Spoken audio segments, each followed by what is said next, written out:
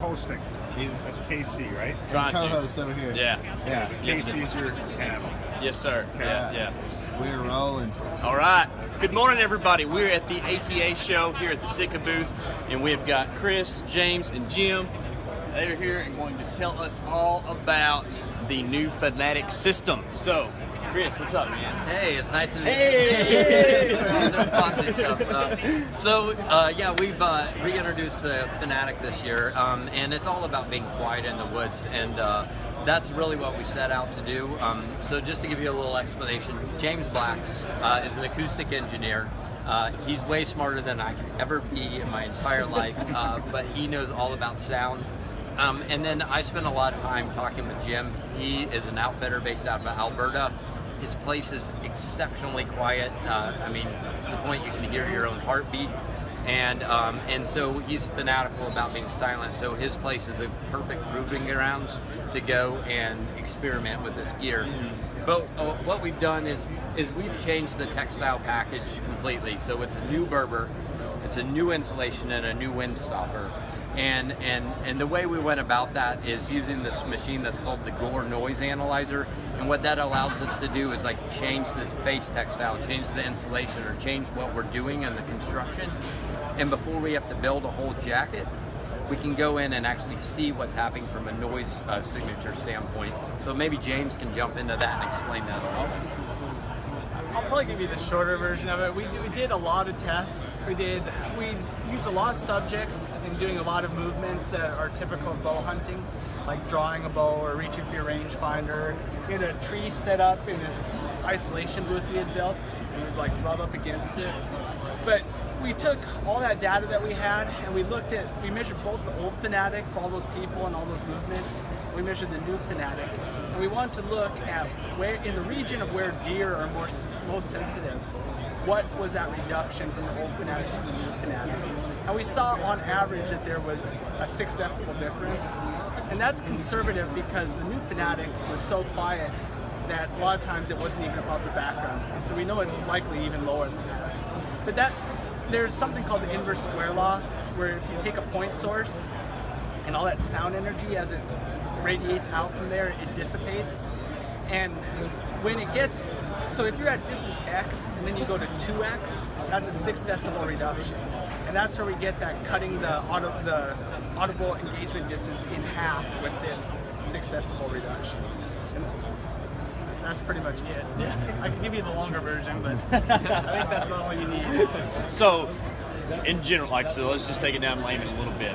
How much quieter is this garment? Like, are we talking like half as quiet, twice as quiet? Well, if you had, so say you have a noise, yeah, and by human perception, if you had a 10 decibel reduction, you would perceive it as being half as loud.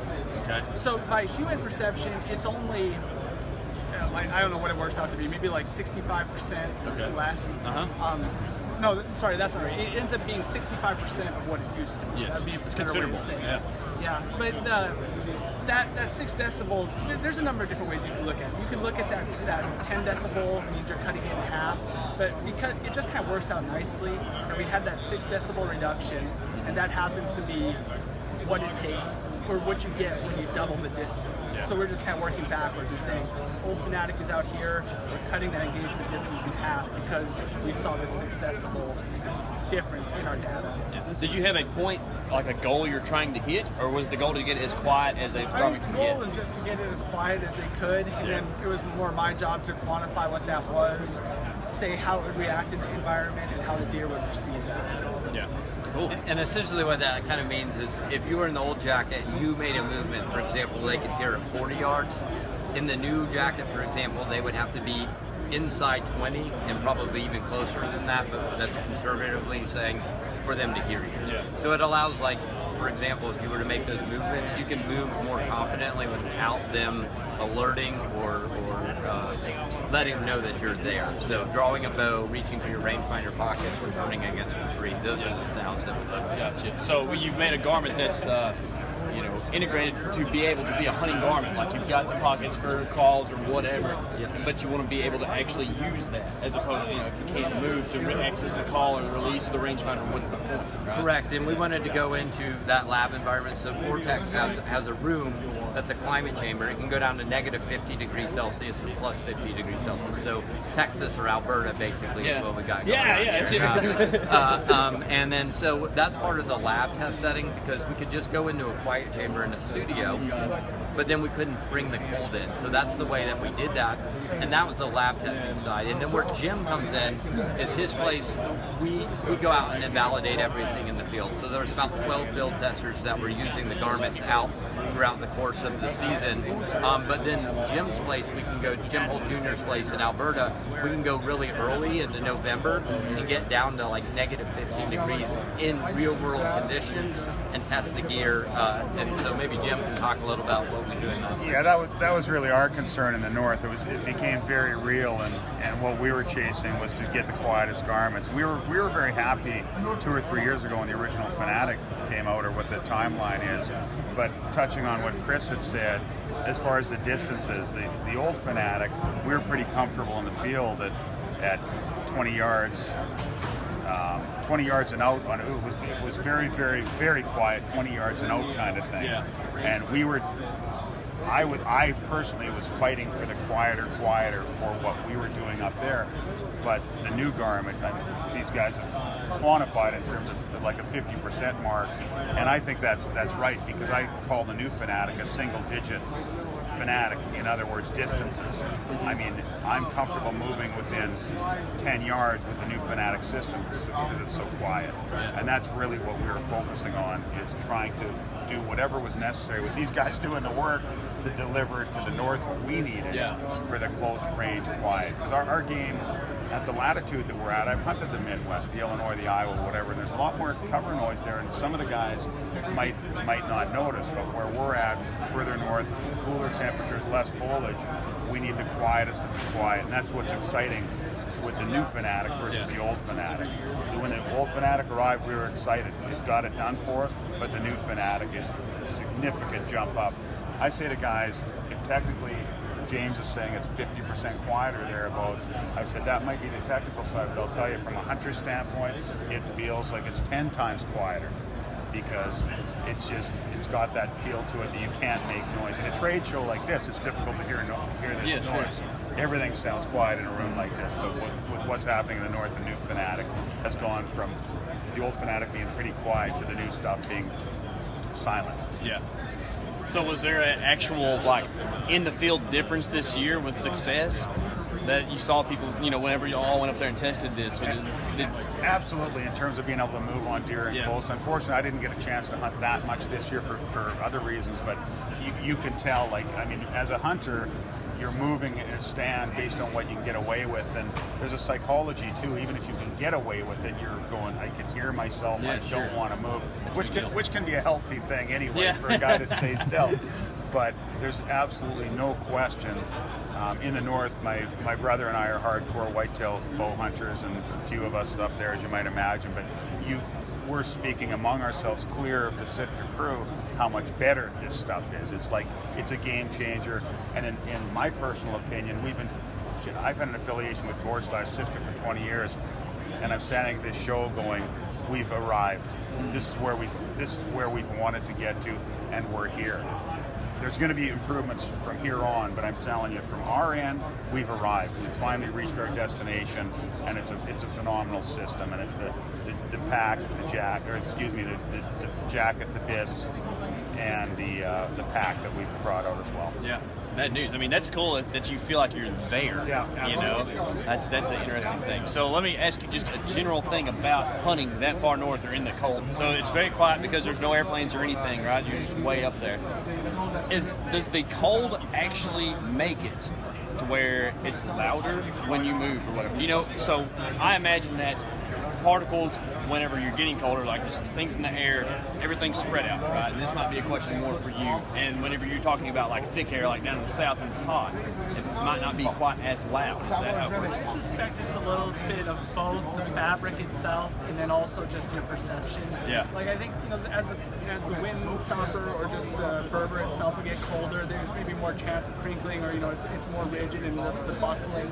You would hear that more. Yeah. But I also also, when it's cold, for one, like that colder temperature, the lack of humidity, sound does travel further. Yeah. And then when you have that snow on the ground and just cold, the animals aren't out and as active as they are. So all the background noise is less. So your perception of that noise, even though it might be the same, is going to be that it's greater. Yeah. So I think it's both of those things. Yeah, awesome, man. Well, cool. Chris, anything new we should know about just like the way they we'll work? go through some of the features. So first of all, on this, it's a new Berber. It's a lot.